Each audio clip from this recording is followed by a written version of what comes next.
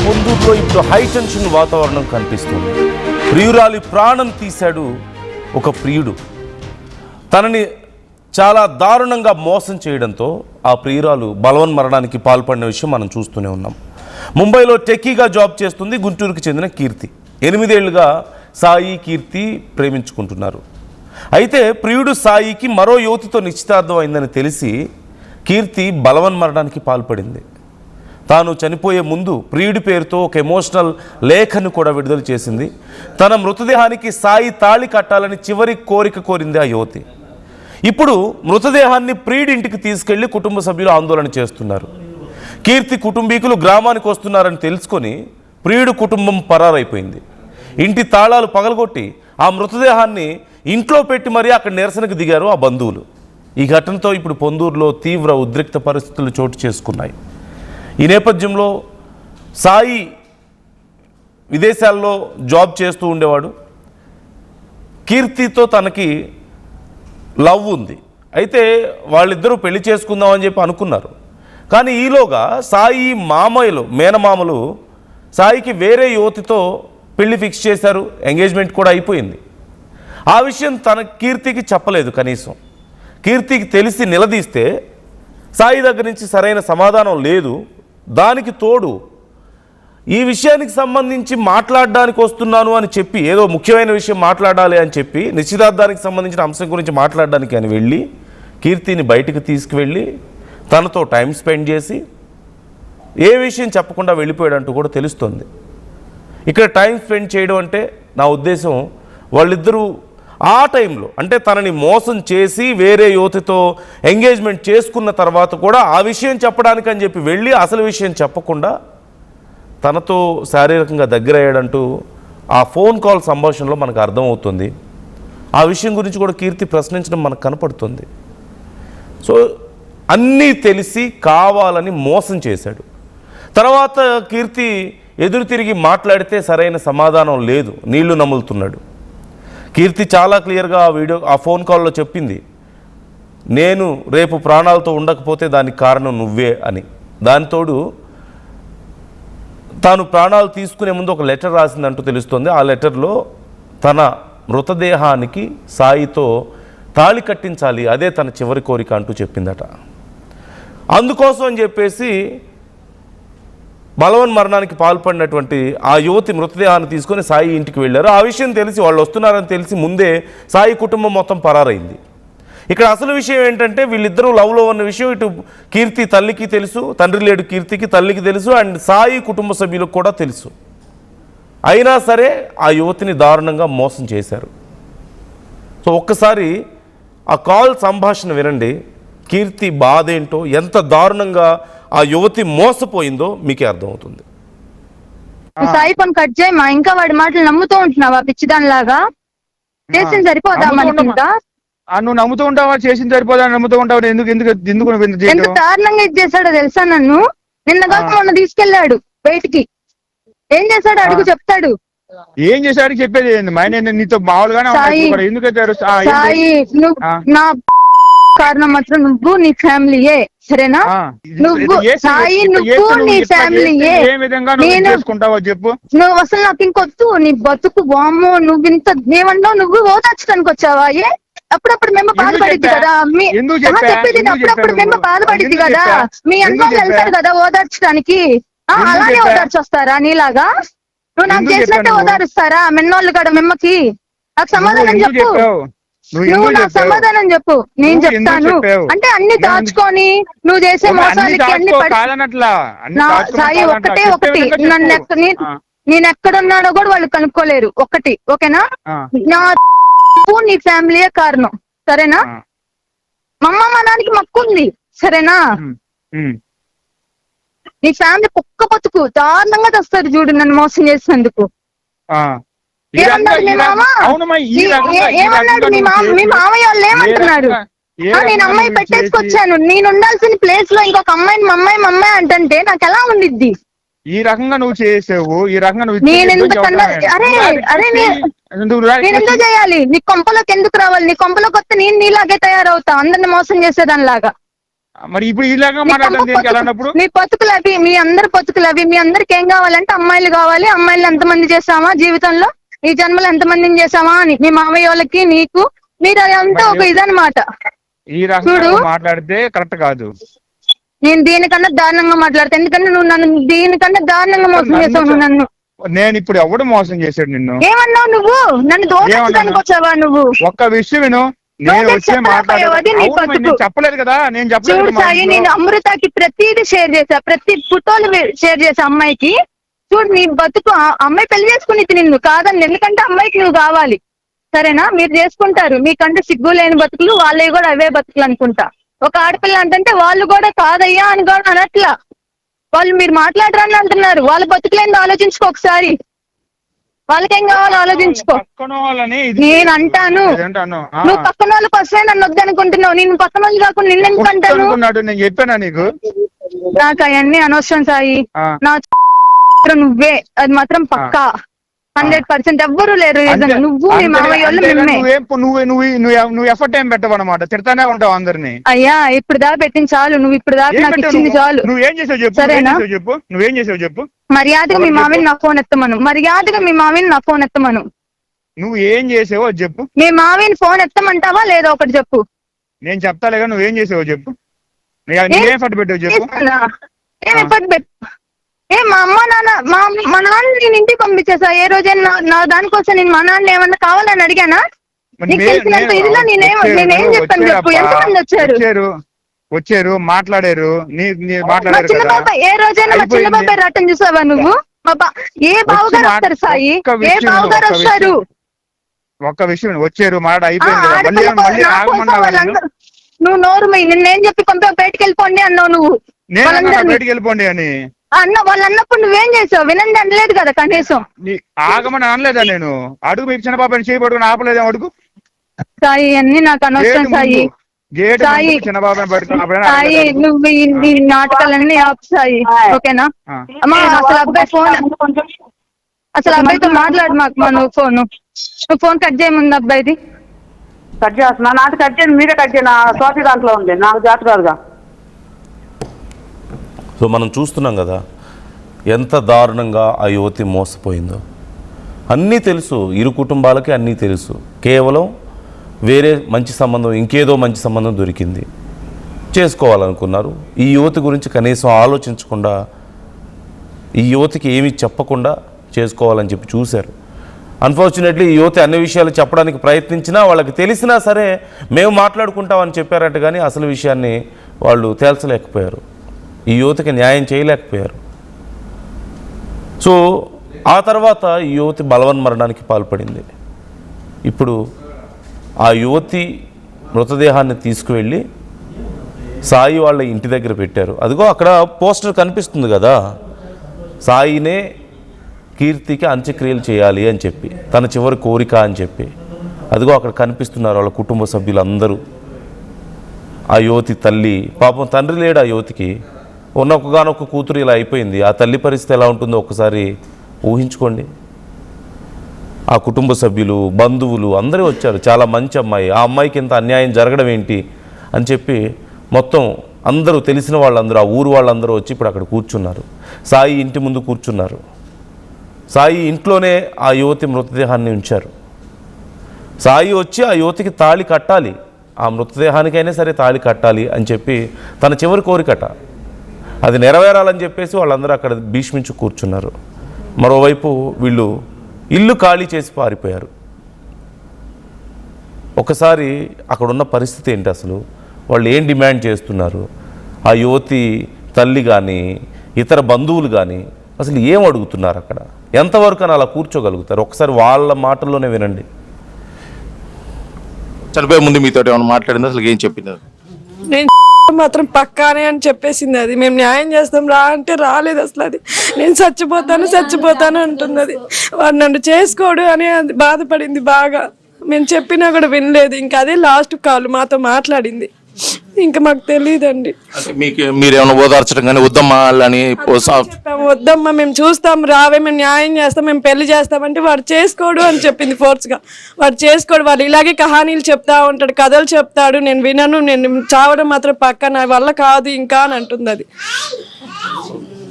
వాడు సాయి రావాలండి, ఇదొక్కటి చేయండి మాకు. జరిగిన సంఘటన మీద కూడా కీర్తి 2 రోజుల క్రితం 14వ తారీఖు ముంబైలో ఉన్నారు. అసలు మీకు తెలిసిన విషయం ఏంటి? కీర్తి ఎందుకు చేసుకోవాల్సి వచ్చిందా? గత 8 సంవత్సరాలుగా సాయి పాపనేని కీర్తి ఇద్దరు లవ్లో ఉన్నారండి.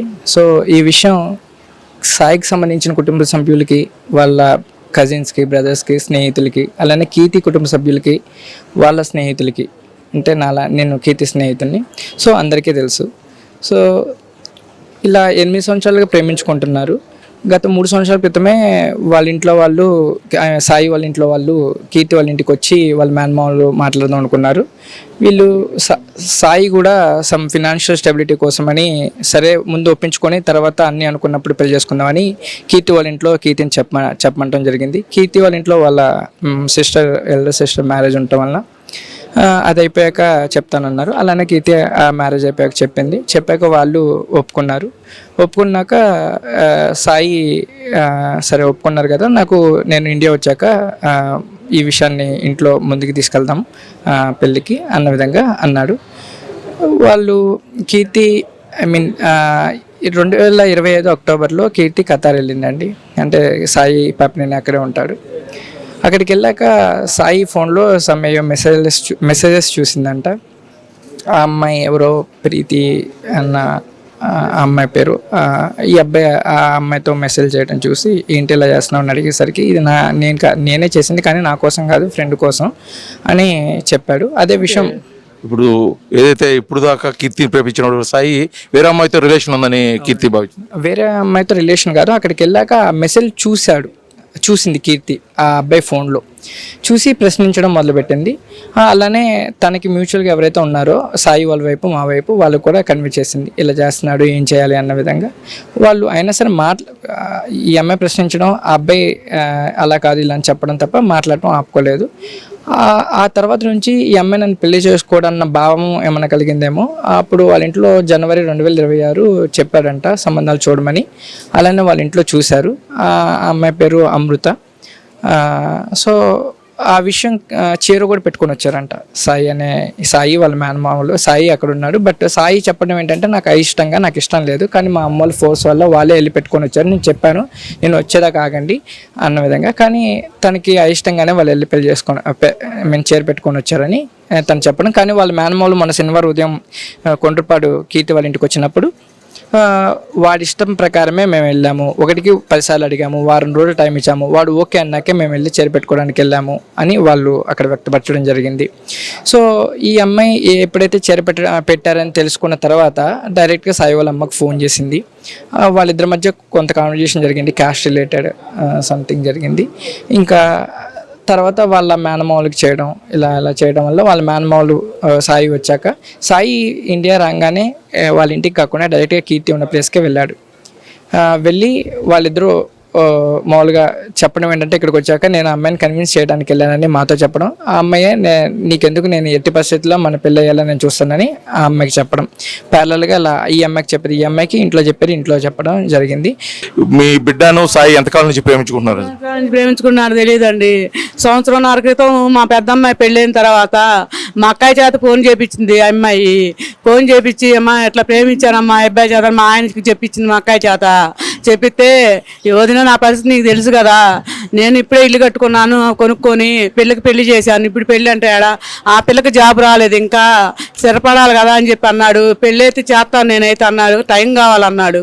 పెళ్ళైతే నేను చేయను అనలేదమ్మా మేము ఏ రోజుకి కూడా అని అంటే సరేనండి అని చెప్పింది.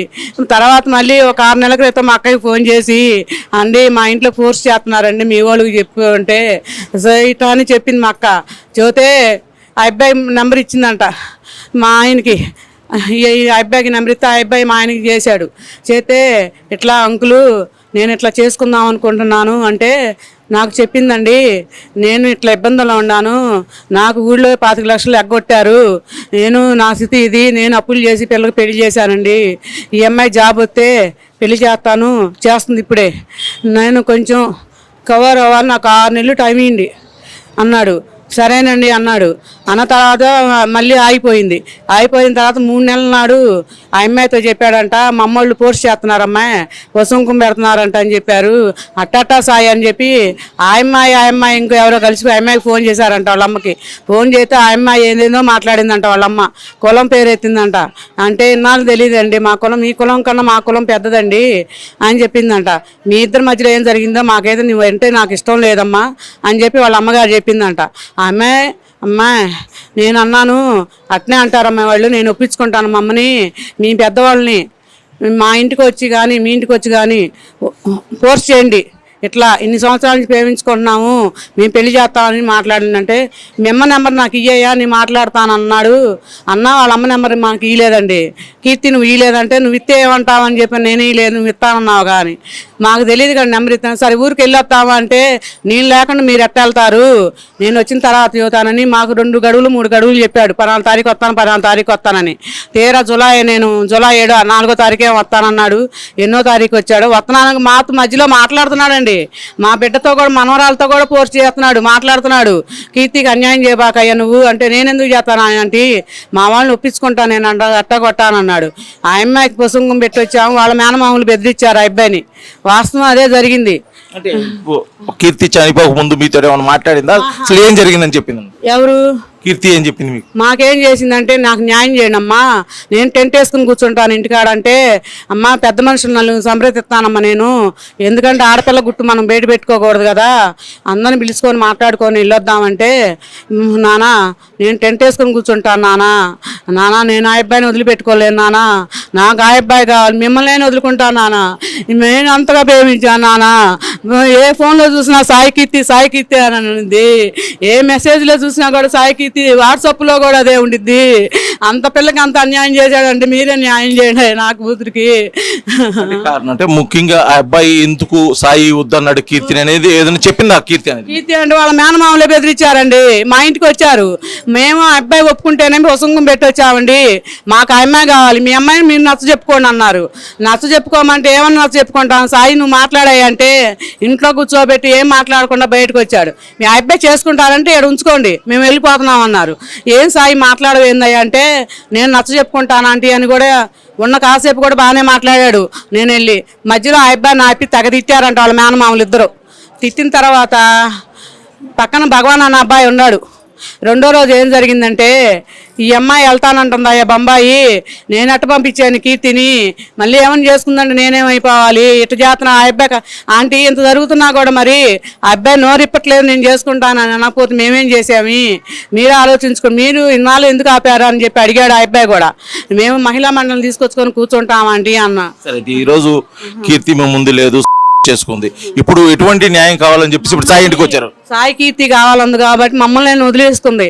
ఆ అబ్బాయి అమ్మాయికి న్యాయం చేయాలి. ఏమని, అమ్మాయి వాళ్ళ ఇంటికి కోడాలని చెప్పి ఒప్పుకోవాలి, అది మాకు న్యాయం చేయాలి. అది సాయి రావాలి, ఇక్కడికి సాయి రావాలి, సాయి రావాలి అంటే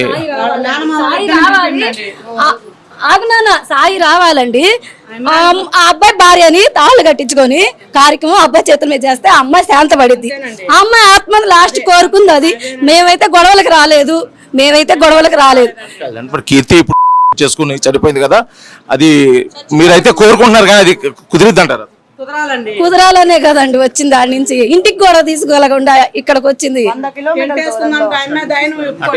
బాడీకి అంటే కీర్తి పార్థివ దేహానికి తాళి కట్టాలని మీరు కోరుకుంటున్నారు? అంటే ఇంకేమీ లేదు, మాకు గొడవలు కూడా వద్దు. వాళ్ళ కార్యక్రమం వాళ్ళు ఎలబుచ్చుకోవాలి, వాళ్ళ కోడాలని ఇంటి ఊరి పిల్ల అని చెప్పి మేము అప్పచెప్పి వెళ్తాం. ధర్మక అన్ని వాళ్ళు చేసుకోవాలి. నేను మాట్లాడేది ఏం లేదండి, అదేనండి. అంటే కీర్తి చివరిగా మీతో మాట్లాడి మీకు మెసేజ్ రూపంలో తెలియజేసిన కోరిక ఇదేనా? కోరిక అంటే మాకు ఇట్లా ఏం కాదండి, సాయి లేకుండా నేను ఉండలేనమ్మా, అట్ట వదిలేస్తానమ్మా, అమ్మ నాన్న వదిలేసుకుంటానని ఉంది. ఆఫీస్ నుంచి వచ్చిన తర్వాత మీరు చెప్పండి, ఈరోజు కీర్తి మృతదేహాన్ని అయితే ఇక్కడికి తీసుకొచ్చారు. ఆమె అయితే చనిపోయింది, చేసుకుంది. మీరేమో ఆమెకి అంటే ఆ మృతదేహానికి తాళి కట్టాలంటున్నారు. అసలు ఇది ఎంతవరకు సబ్బండి? కాదు ఆ అమ్మాయి కోరిక అదే. అసలు మామూలుగా ఆ అబ్బాయిని నాతో కూడా చెప్పింది, ఎందుకమ్మా అంత మోసం చేసేవాడిని, నీ మర్చిపోమ్మా, మంచి సంబంధం చూసి చేస్తామంటే ఎట్లా మర్చిపోతుంది మమ్మీ అంది. నేను మర్చిపోలేను మమ్మీ, 8 సంవత్సరాల నుంచి పరిచయం మమ్మీ, నేను మర్చిపోలేను అంది. ప్రాంతంగా ప్రేమించింది, మేము అందరూ కలిసే ఉంటాం.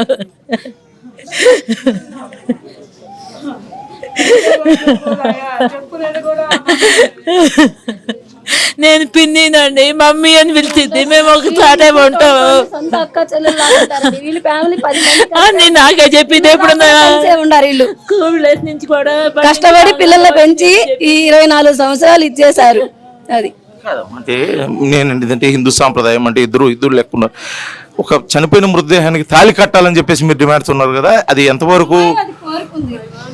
ఆ అమ్మాయి కోరికే అదే కోరుకుంది, వాళ్ళ అమ్మని నాన్ని నాకు న్యాయం చేయండి నాన్న అని ఆ ఒక్కటి అమ్మాయి కోరుకుంది, వీళ్ళు కూడా అదే చేస్తున్నారు అంతే. At KLA Global Business School, we turn the students of today into the leaders of tomorrow. Global KL Business School. తెలంగాణలో అతిపెద్ద ఫ్యామిలీ షాపింగ్ మాల్ మాంగళ్య షాపింగ్ మాల్ ఇప్పుడు దిల్సుఖ్ నగర్ మెయిన్ రోడ్ లో అందాల తార మీనాక్షి చౌదరి చేతుల మీదుగా జూలై 17న గ్రాండ్ ఓపెనింగ్. అదిరిపోయే ఇనాగ్రల్ ఆఫర్స్ అస్సలు మిస్ అవ్వకండి. మాంగళ్య షాపింగ్ మాల్, తెలంగాణ, ఆంధ్రప్రదేశ్, కర్ణాటక.